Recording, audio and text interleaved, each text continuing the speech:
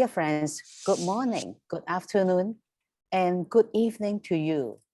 On behalf of Lingnan University of Hong Kong, organizing team and the Global University for Sustainability and PeaceWomen across the globe, I welcome you all to Feminist Gathering, Feminist Futures, Politics of Possibilities.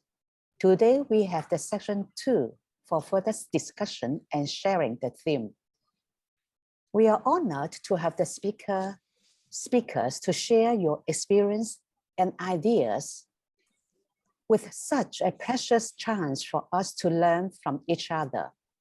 I believe these 2 days section are going to be intellectually engaging and morally inspiring. A good opportunity to share different perspectives of feminist future from different regions and countries. I would like to introduce the history of PWAG. The organization PeaceWomen across the globe is based on the initiatives 1,000 Women for the Nobel Peace Prize, which started in 2003 in Switzerland by women active in peace work.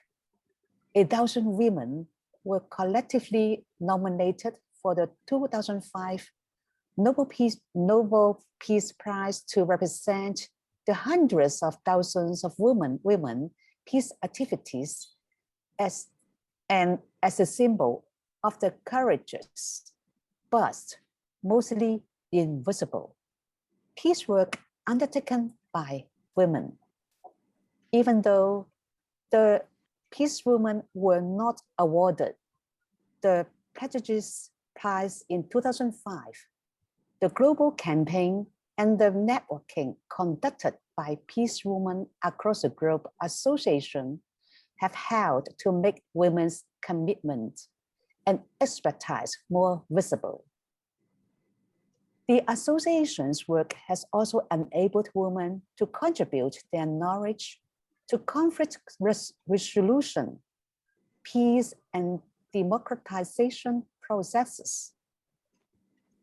In the first lecture of this forum on June 15, Gustavo Esteva talked about friendship, hope, and surprise. I quote some sentence here. No face, no contact, no interaction with others, even the loved ones. They can contaminate you, even kill you, by sharing their COVID-19 confinement.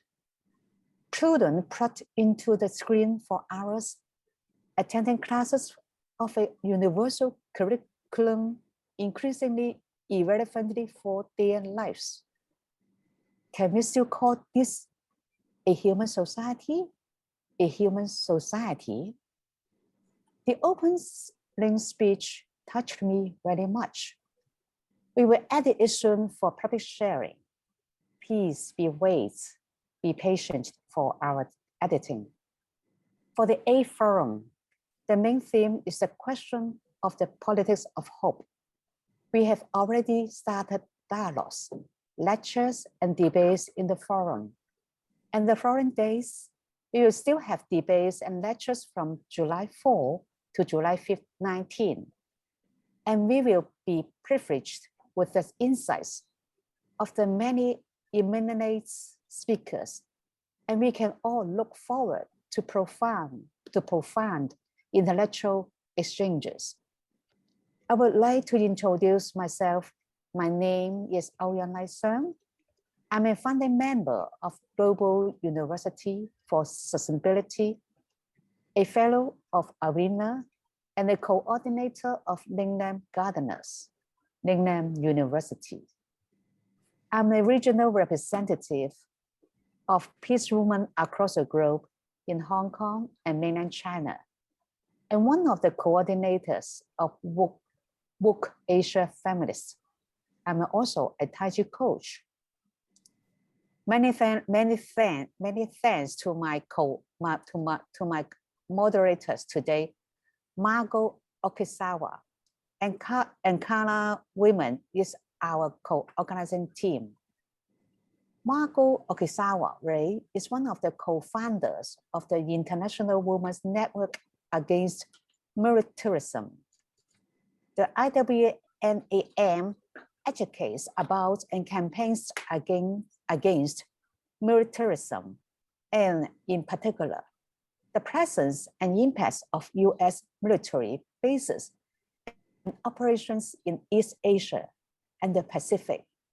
Her main areas of research and activism since 1994 are militarism, armed conflict, and violence against women. Understood intersectionally, she is involved with the feminist activities in East and South Asia. In English-speaking West Africa and Palestine. She was also the feminist research consultant at the Women's Center for Legal Aid and Counseling in Ramallah, Palestine. Margo has been a member of the International Board of PeaceWomen across the globe since 2003. Our interpreters for Arabic English, Mary, Carla, and two interpreters for English Chinese are Huang Xiaomei and Len Sanro. I wish when you recall your participation in these two sections some years later, what you will remember are not only inspiring ideas, but also ever-fresh friendships we made today through the internet. For we know that what really connects us in this webinars is not some virtual space, but the real world and the love that we all share. For the feminist, being a feminist means that you fight for the equality of all people. And then I would like to show a video produced by a feminist.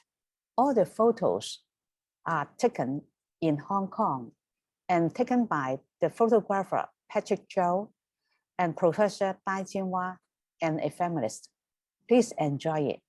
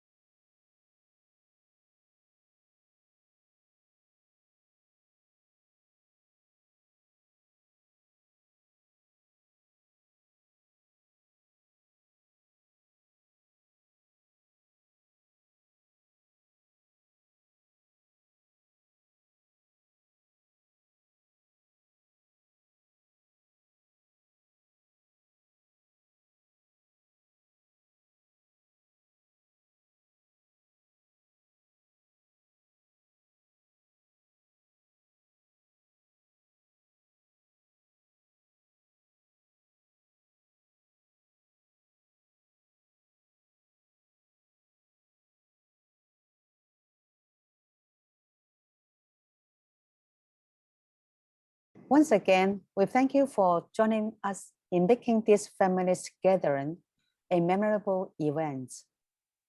I would want to give special thanks to Margo because this is 3 o'clock in the morning for her. We can see how committed she is. Dear Margo, the floor is yours. Yes, it could be commitment or it could be madness. But anyway, thank you everyone for being here. As I was listening or watching that video, became very emotional. And I was thinking, where in the world can children be children? And I was thinking also that ultimately life wants to live. And so we can kill one person, 10 people, 1,000 people, but ultimately we will not be destroyed. And I think that's the spirit of today's our webinar today. You can see I'm very emotional. It's very beautiful. Thank you, Seung, for showing that. So before I start, I'd like to just introduce my co-conspirator, Carla WEYMANN. Hi. So Hi, she and I work everyone. together to make this happen from our part. And then, of course, thanking Kinchi Lao and Seung and all the interpreters again, and George, all the tech people to make this possible. It's not easy. So, and Lingnan University, of course. So today, what we wanted to do is talk about what we think about as the politics of possibilities, the feminist politics of possibilities.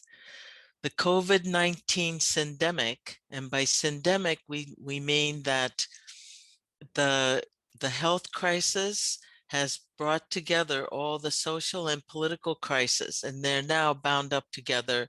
The health crisis has really uncovered important things that maybe some people didn't see, but many people have always experienced.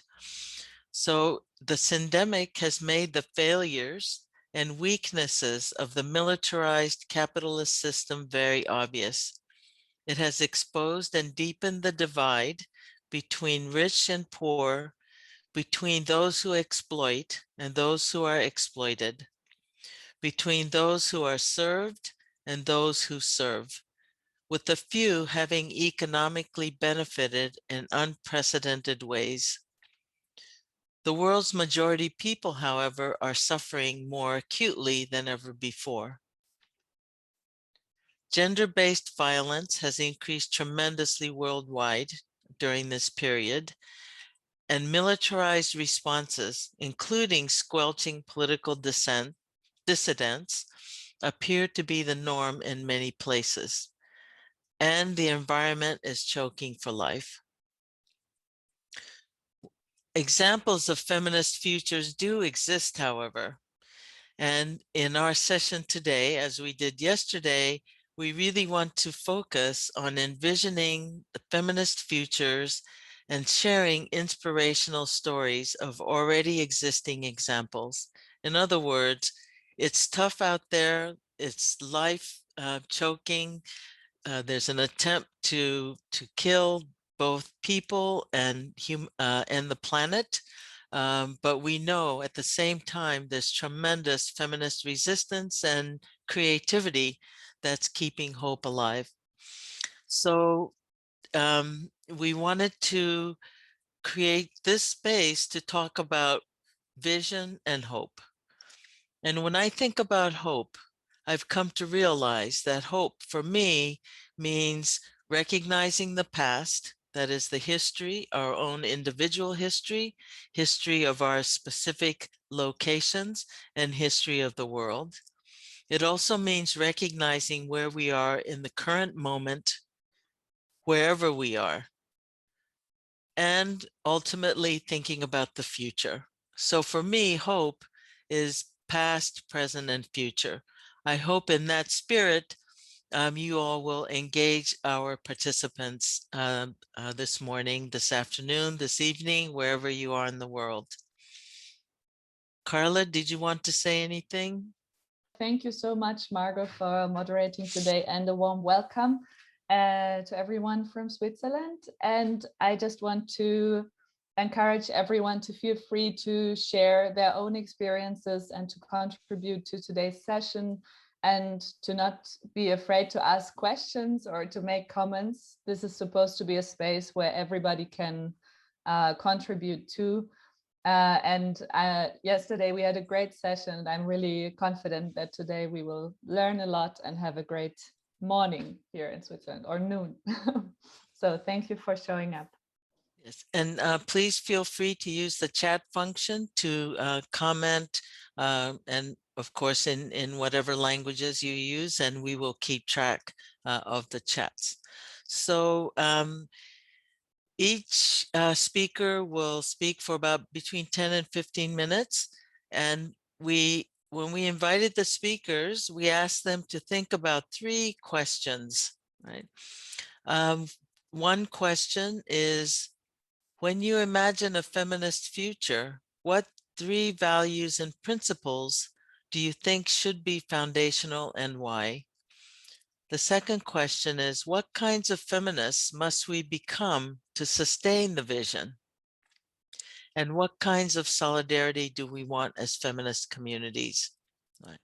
And the last question is, what is confusing to you about your work or situation as you imagine the future you wish to create? So we want to include here, also invite people to think about what we're still confused about, what we're not sure about, as much as what we are sure that we want to create.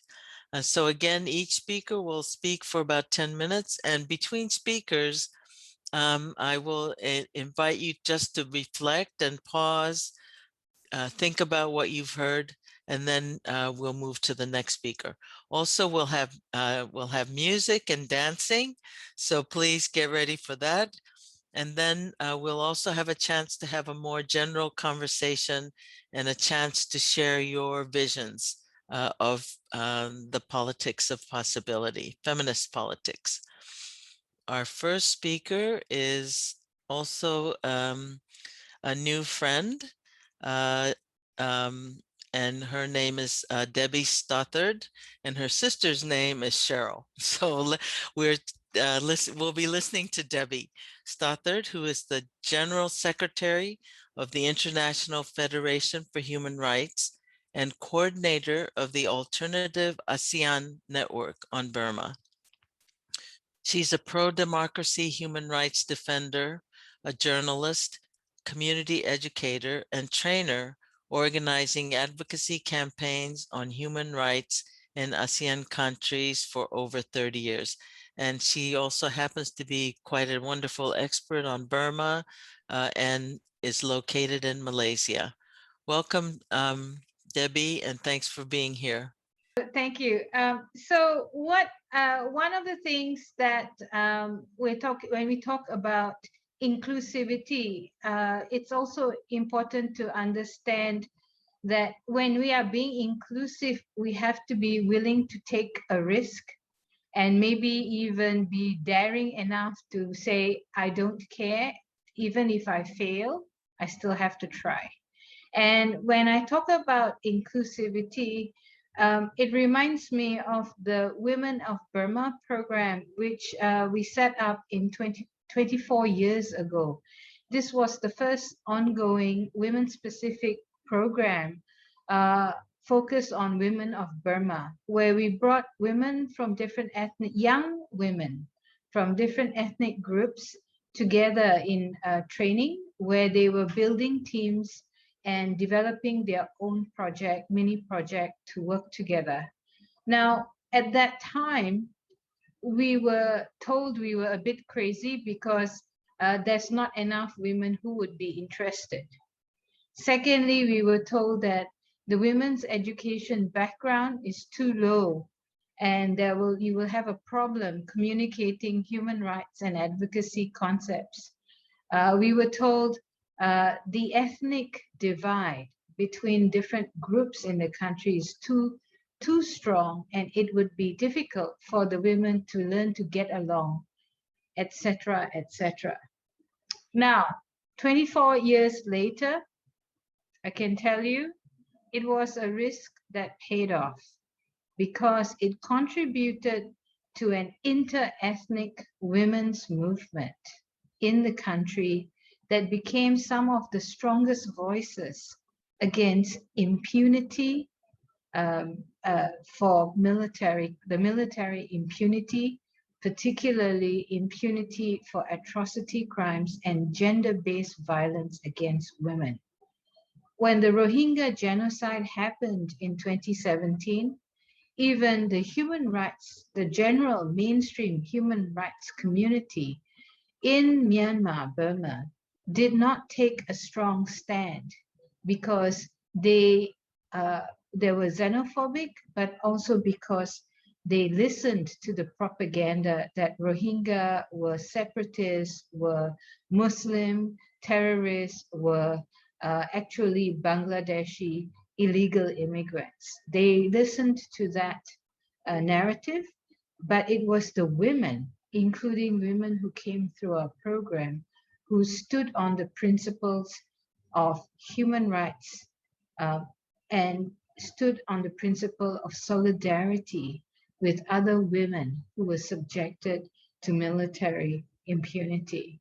So when Seung was introducing PeaceWomen across the globe and talking about 1,000 women for the Nobel Peace Prize, I felt quite moved because one of our youngest alumni at the time, Cham Tong, a young woman activist from Burma, Shan State, was one of the women, one of the 1,000 women nominated for the Nobel.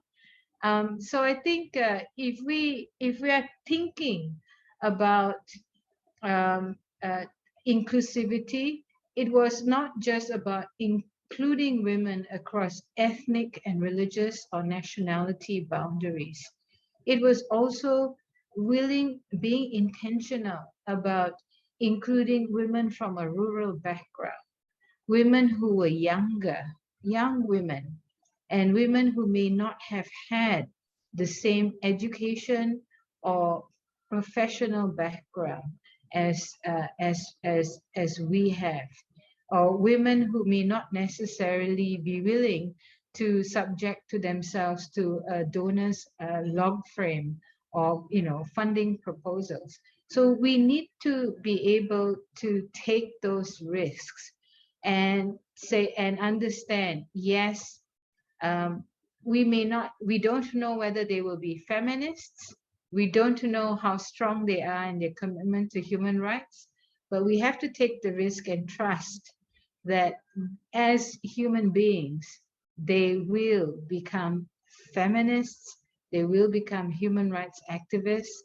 And in this case, what I'm totally proud of and is the fact that these alumni from these programs continue to inspire me and energize me. It was not a one-way process. And working and training these women have actually taught me so much more. I think I learned more from them than they may have learned from me. So I think being able to trust across those political boundaries and other boundaries is very, very important. And sometimes we have to be willing to get out of our comfort zone and take the risk of leaving our comfort zone, the safe community of feminists that we love, to go and connect to somebody or a community or a group that may not necessarily share the same values. And when we listen and talk to each other and work with each other, actually we come to some kind of connection. And those connections, and as Seung and as Margo and everybody who's involved in this process, the connection, that emotional social connection, is just as important as the political connection. And I think that is how we create this community. Now, the other thing I wanted to highlight is that because of COVID, the digital space has become so important to those of us who have access to it. And I think tech has always, just like economics, was traditionally seen to be a masculine domain. And what is exciting is that in the face of the political, structural, and social violence brought about by repressive laws, whether you're in Hong Kong, or whether you're in Thailand or Burma, or in the Middle East, and even in Africa, how governments have weaponized COVID to invade and control the digital space. One of the exciting things that I can say is that I'm proud to be part of the women who founded the ASEAN Regional Coalition to stop digital dictatorship. So one of the things that that's important is that we start understanding this space, and we start going into these new spaces, because trying to fight digital dictatorship is part of our mission in the broader peace mission. Because if we don't have space to be ourselves, to connect with each other, and to grow this inspiration and solidarity, then we've already had those spaces restricted because of COVID. This is also one of the spaces that we have to defend. So I think going into new spaces and going out of our comfort zone is an important part of our process as feminists. Thank you. Thank you so much, Debbie. As usual, you emphasizing the relational part of movements and of solidarity work. I think too often we've been focused on the task, getting the job done, let's achieve this goal. And I think especially during this time of COVID, we've really come to reinforce the idea that our work also fundamentally is about relationship building across difference. And I love the way you talked about inclusivity, which it really includes at the core vulnerability, willingness to be vulnerable and willingness to trust. So thank you so much. Shebana ALQASEER is a feminist activist and researcher with focus on young women's rights and empowerment. She's a graduate student of the Department of Women and Development of the University of the Philippines. She also has handled gender, peace, and human rights projects in government and non-government organizations in the Philippines in her 6 years in the development sector. Welcome to our webinar, and please go ahead. Good evening, everyone. Well, it's nighttime in the Philippines. I am excited and thrilled to be with you all and to hear stories from our sisters across the globe. I am a relatively young or new feminist activist. And over the past few years, as mentioned by Margo, my work focused on young women's rights and empowerment. I have been involved with different feminist, democratic, and political organizations in the past and worked with Filipino feminists across all ages, from our feminist lolas or grandmoms, grandmothers, or the boomers with Every Woman, our coalition of women's organizations and individuals fighting for women's rights and dignity. Of course, my Gen X mentors and professors from our university, and my millennial and Gen Z sisters whom I've been working with in Young Feminist Collective, an organization we founded, a collective, a community of young feminists we founded just few months before the pandemic started.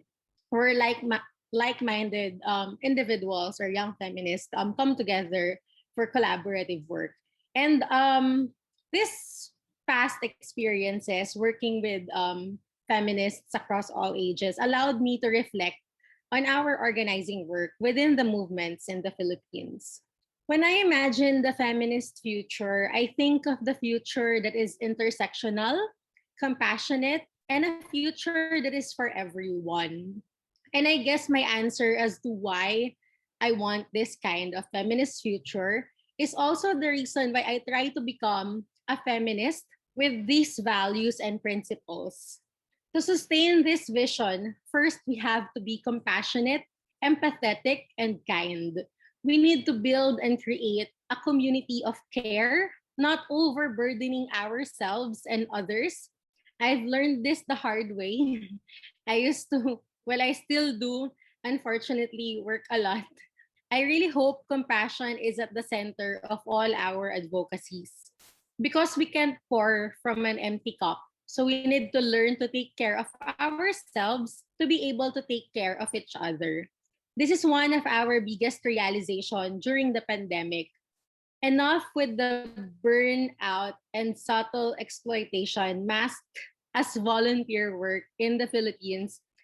In the Philippines, it's a phrase called para sa bayan, or in English, for the country, where sometimes people who are doing advocacy work, progressive groups, and individuals will ask you to do things for the country and that you should do it. And it would be selfish not to do it. But during the pandemic, we learned that we should also take care of our mental health and that we shouldn't carry the weight of the world.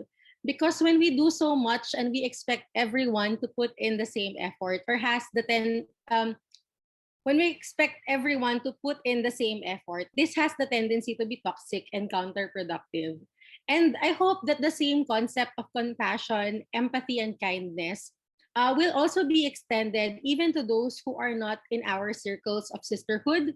We have to be compassionate even to those we don't agree with. Because in order to be truly transformative, we have to be inclusive.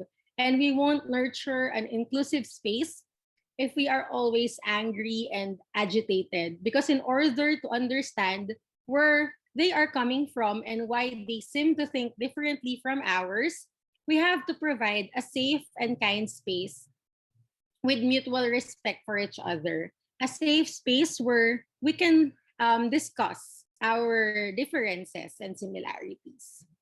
Also, maybe to note that feminism is a process and that we continue to learn and unlearn things, and that it's important for us to always self-reflect.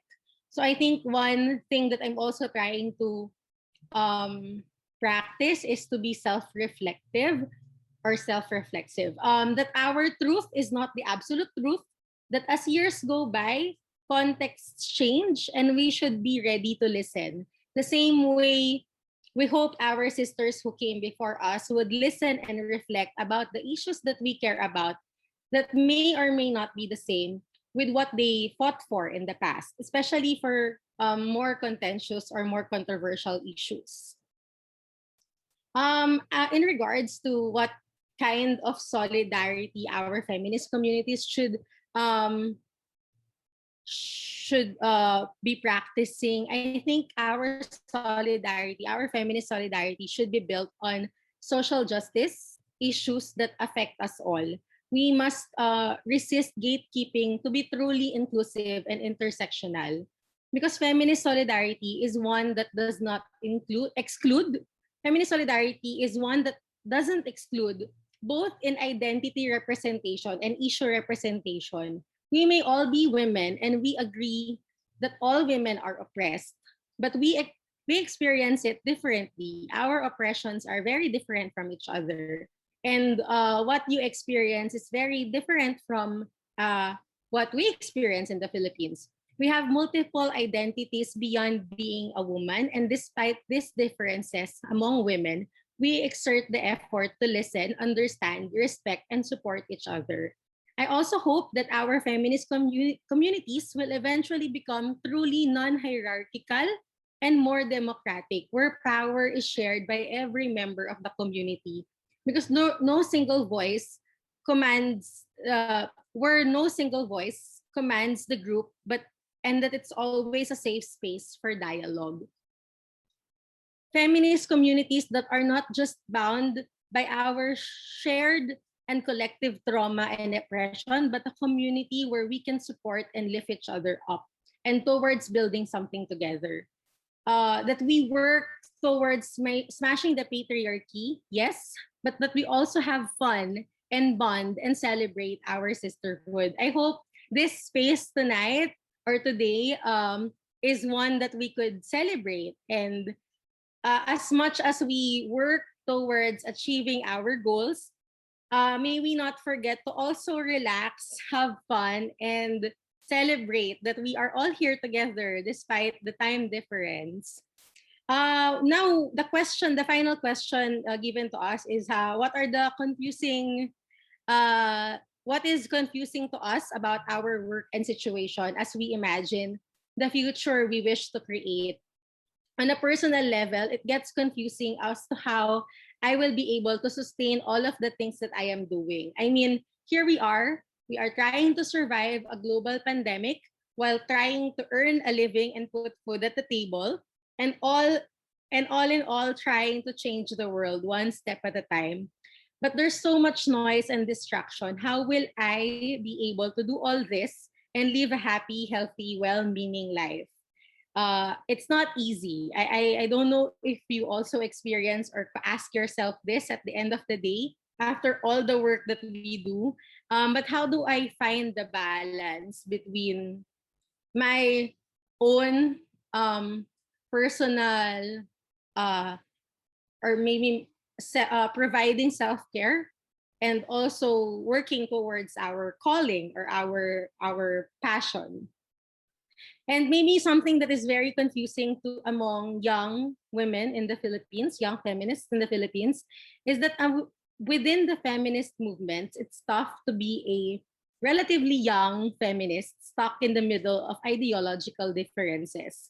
How some feminists can't work with liberals or Marxist or socialist feminists and so on, that our political and ideological leanings put us a step farther to achieving our collective goal because we refuse to work with people whom we are not aligned with.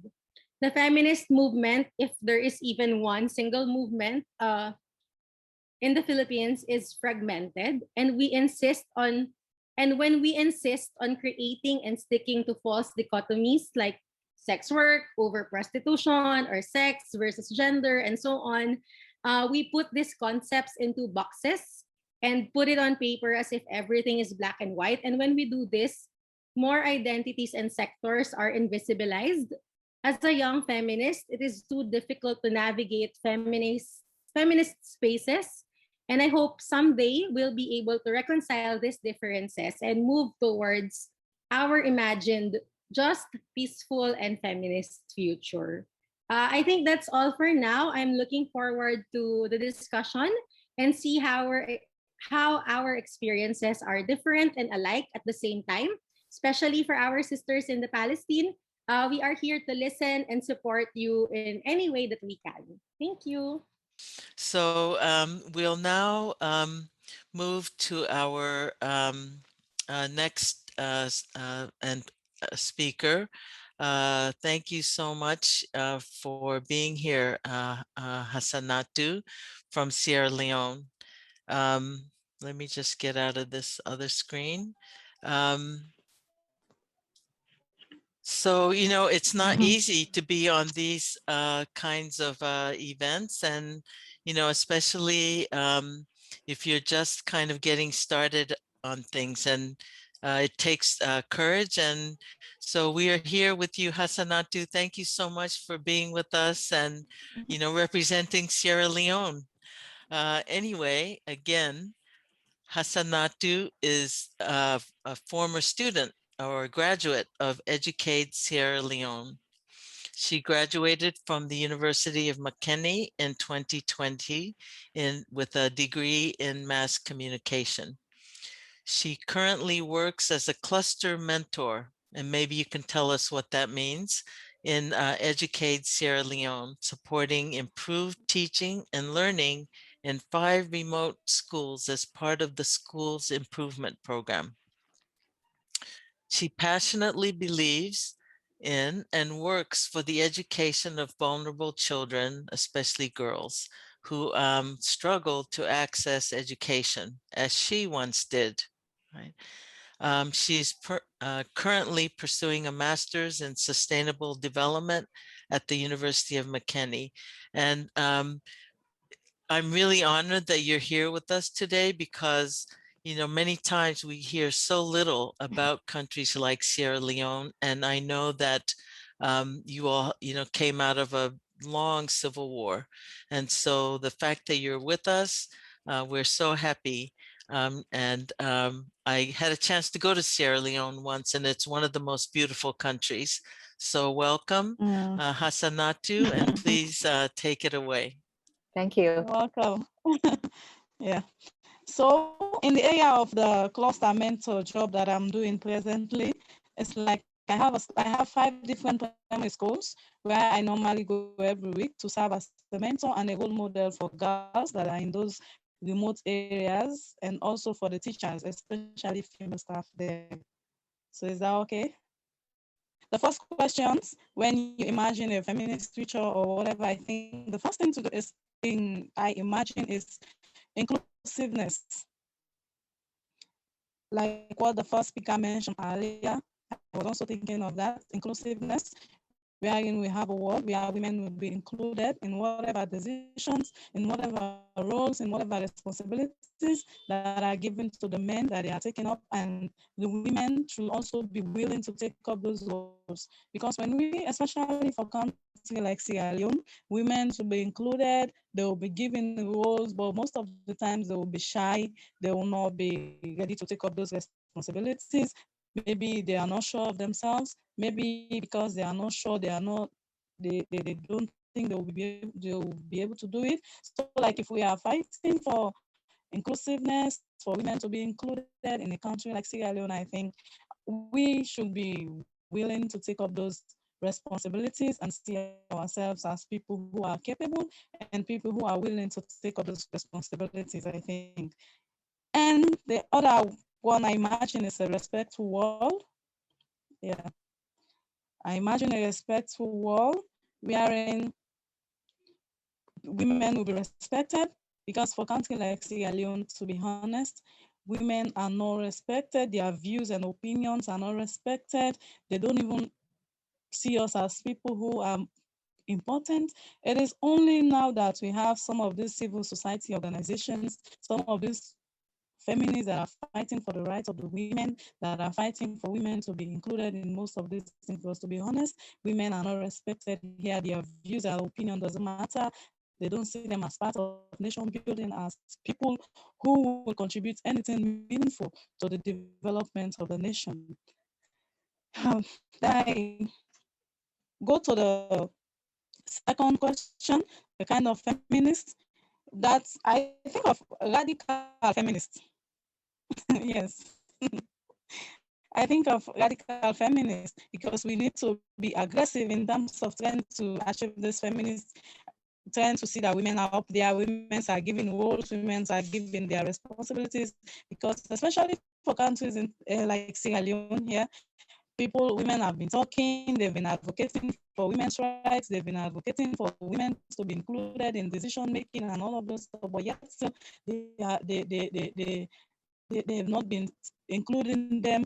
And I think the only thing why they've not been included is like because we have been too soft and all of those things. But if we are trying to achieve a feminist world, I think radical feminism should be the tool, I think.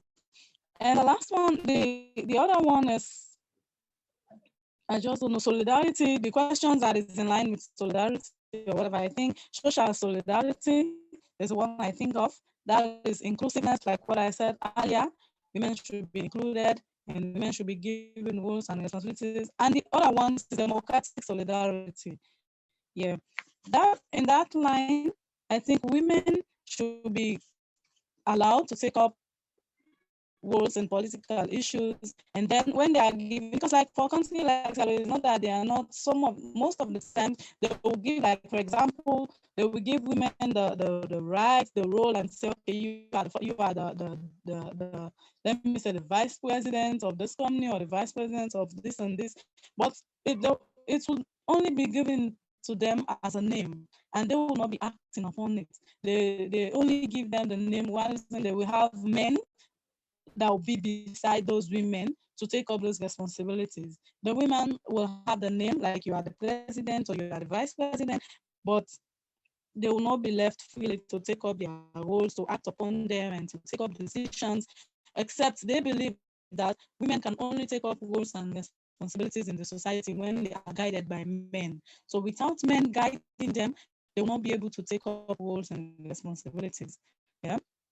And for the last question, what is confusing to me is that for countries like Sierra Leone, because normally I watch videos and hear men talking about feminists, men become feminists in other parts of the world. But for Sierra Leone, men are shy to become feminists because they only believe that feminists you can only become a feminist when you are a woman, and women are supposed to fight for women's rights. And if you see man fighting for women's rights, his colleague will begin to say, we expect much from you, should not be doing this. You are the ones that are condoling these women. You are the ones that are supporting these women to do this and this and this. So that is more confusing for me, because if I see other men in other different parts of the world fighting for women's rights, they are really trying to ensure equality for all people, whether men or women.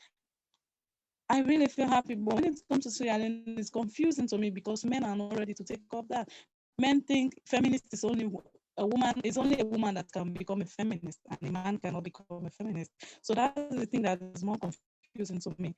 Thank you. Thank you so much. That was wonderful. And again, it's very much aligned. And I know that, Sierra Leone, Liberia just came out really fairly recently from a long civil war. And, one of the questions I always ask is, when is post-conflict?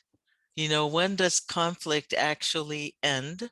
Is it only when the fighting stops?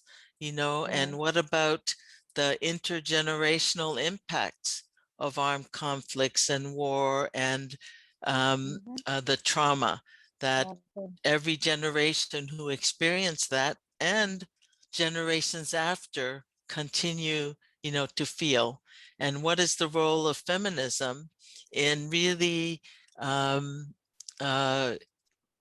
post-war or post-conflict transformation? And so as I was listening to you, that's the thoughts that came into mind. And I know in that region, there were cross-border organizing, like Mano River Women's Network, that really fought across ethnic lines and national lines, national boundaries, to bring women together to stop the war and the wars in that area, in that region, and continue to work together. So I hope that work is continuing and you're the next generation of that work. So thank you so much for being with us today and sharing your thoughts. Yeah, and we'll hear from you again. And so please, as you're reflecting on our three speakers so far, include in your reflections, when and what are post-war and post-conflict? What does post actually mean? And that question, I think, is really important as we listen to our final speaker.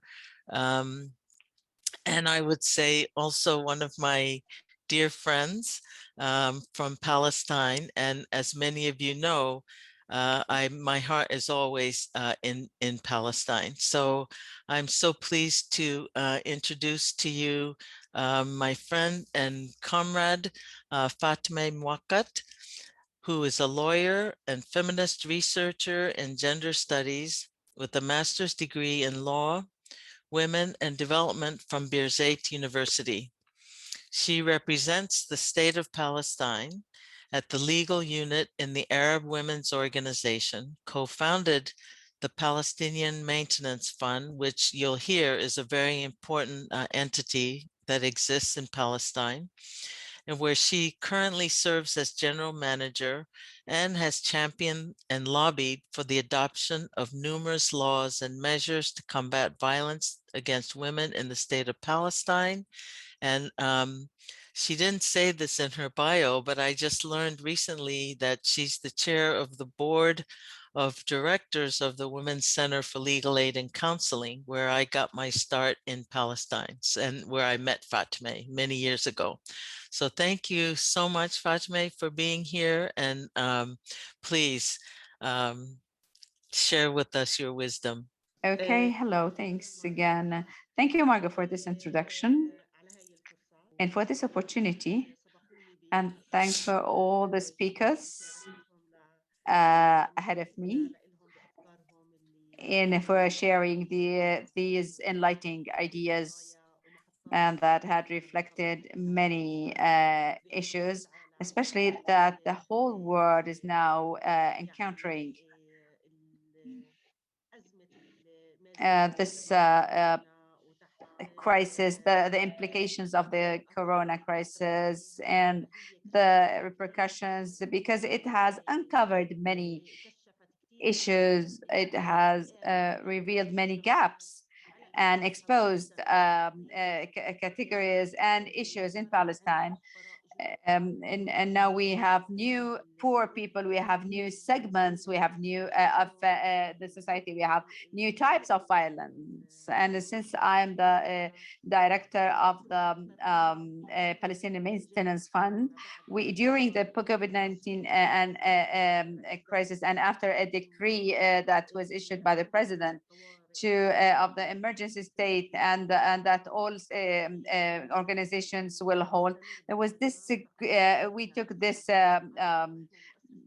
bold decision to keep on working because we're the only organization who provide services to marginalized or category like those who got through rulings from the court, but are not able to implement these rulings, like maintenance rulings and other related services to women, children, and maintenance or alimony to mother and father and persons with disabilities.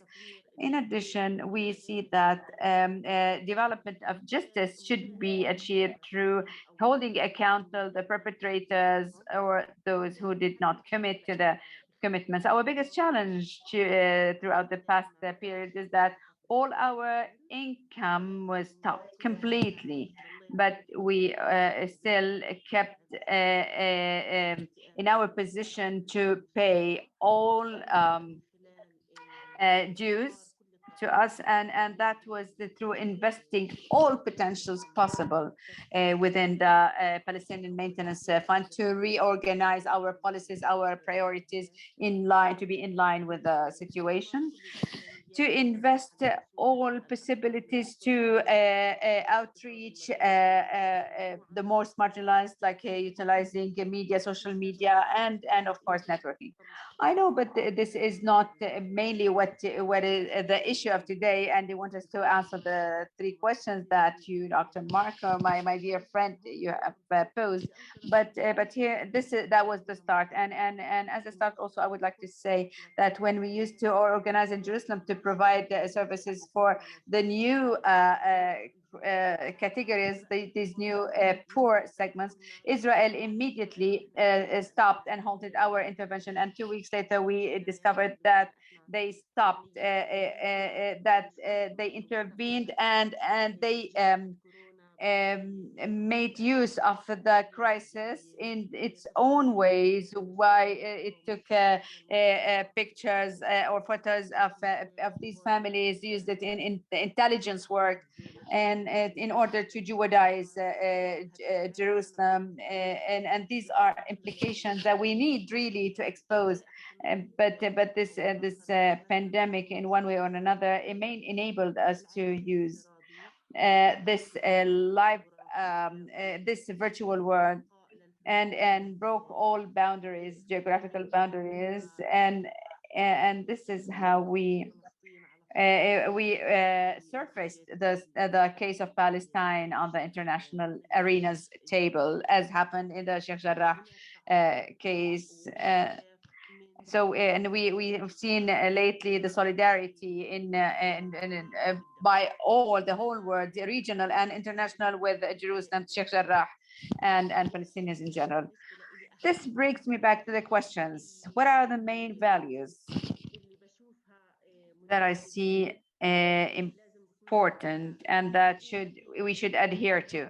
First is protection, which means protection of individuals, protect their rights to provide security and safety. And this is completely linked to the triangle of the state. It's the human rights triangle. Protection means to recognize the right, to acknowledge it means put legislations that acknowledge the right we're talking about, to reiterate its existence. This also leads to respecting the right. After acknowledging it, we should respect it. Respect means commitment as a state to commit to implementing and executing this right. And so because when the state recognizes, means it respects. And in addition, it will be committed to provide this protection through not giving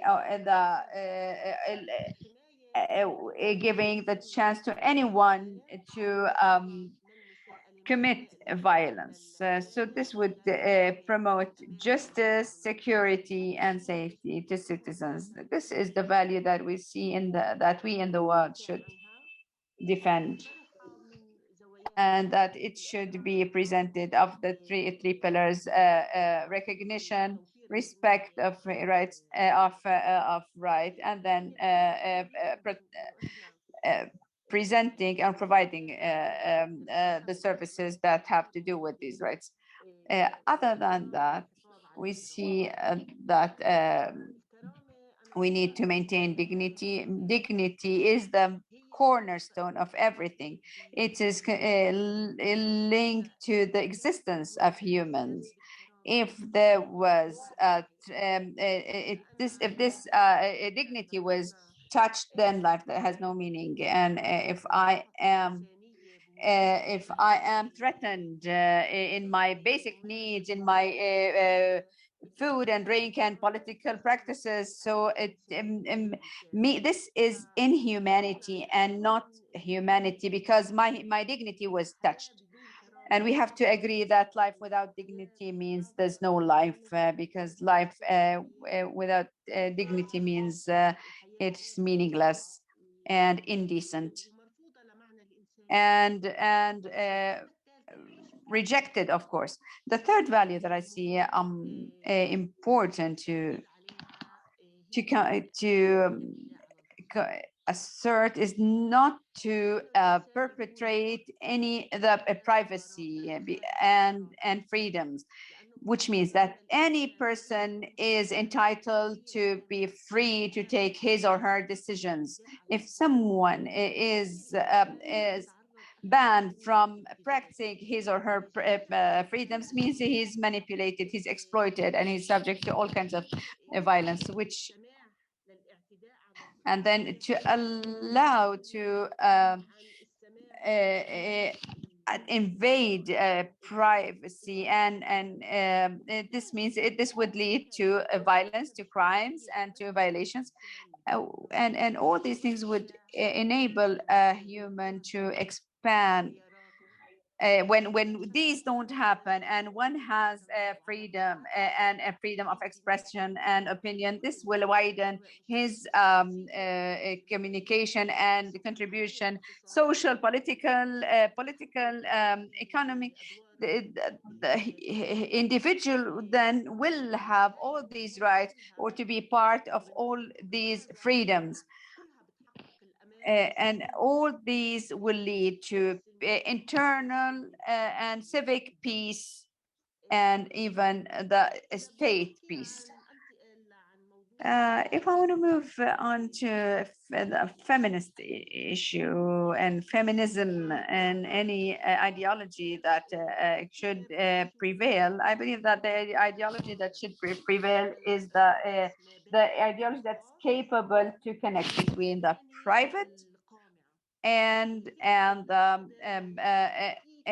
that is able to fragment the existing economics, political, social system, and to connect it in details with particularly with the details, or specifically with the details, with the dynamics, because at the end I see that women and women in general, they're not tools for change, and their lives should never be the boat that we would ride to make the change. This is where we need to fragment all these structures, because women should not be only the drivers for change, and the tools for change. Types of solidarity that we need to take in mind, though, is the solidarity with grassroots, solidarity with the South, because the mobilization we see now is under the white umbrella, a universal umbrella, and in line with that was set by the oppressing systems. And we use even the same tools, and the tools of a master can never liberate us from the constraints of a master, regardless of what is meant by the master or the authority, whether it was a controlling authority or local or external, international or universal. So it's very important that we all get to know what are the new tools, to change these tools, and to get to free ourselves from the master concept. What really concerns me is the lack of knowledge, because I think knowledge is, I see knowledge is the surviving wheel, and lack of knowledge is the worst thing that can happen to us, especially that nowadays the volume of information that we receive will limit us from digging in depth in this information, because social media and quick news would make us think that we know when actually we really don't know. And this is this makes knowledge only to the surface. We need to dig more. We need to do more in-depth research to learn more. We need to reproduce or regenerate knowledge in order to come up with new voices, to make changes in our tools, and to elate ourselves and our work, even to elate our discourse to come to a better world. The other thing that I see I see concerning is the human pains. We have human pains and her oppression. We have to, us activists in human rights, we and those, because we provide services, why don't we think of informal ways of intervention? Because these pains maybe call for temporary interventions and not strategic interventions. We come to a point where the size of oppression and pain that we see makes us just want to stop this bleeding. And if we only seek to stop the bleeding once, twice, 3 times, this will not serve on a strategic level. So I believe we, and even this corona crisis and during this COVID-19 crisis, it taught us to think or to create, to give better ways in very impossible circumstances, in order to mitigate the human suffering and the pain, and within the existing possibilities in a limited area or space. So this is this is what I have to say, but at the end I would like to serve and where Margo just ended, I want here to say that the future is linked to the past and to the future, past, future, and present. And I always say that the key to the future is hidden in the past. Thank you very much. Thank you very much, Fatmeh. And, you know, I want to pick up your last point about how do we really understand suffering, people suffering, women suffering. How do we go beyond so much information, so much, but more deeply into understanding what we're learning about people's lives, real people's lives, and how do we strategize to really transform the suffering and pain into what I hope is creativity, joy, and the ways that everyone can thrive, not just survive. And I think in the Palestinian situation, you know, as you know, this current barrage in Jerusalem, but also, of course, Gaza, which is unimaginable for most of us, you know, what it means to decolonize.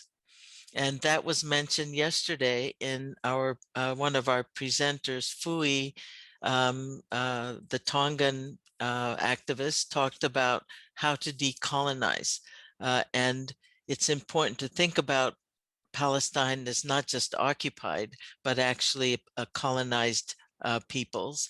And so how do we put together, you know, the range of ideas that we had this morning, this afternoon, and think about a future that can address colonization, that can address education, that can address self-care that Shebana talked about so well, and that can really take into account agency, not just women's suffering, not just women's oppression, but the ways in which women also have the capacity to act, especially when we act collectively and when we act applying some of the principles that you all talked about. So thanks again to all the presenters. It's very complimentary the ways the presentations fitted together. So thank you very much.